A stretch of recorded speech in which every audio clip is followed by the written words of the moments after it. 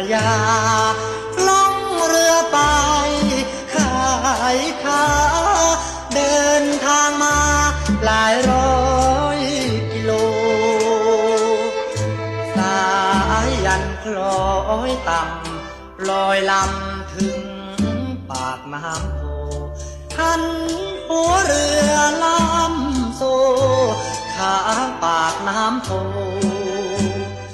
สักคืน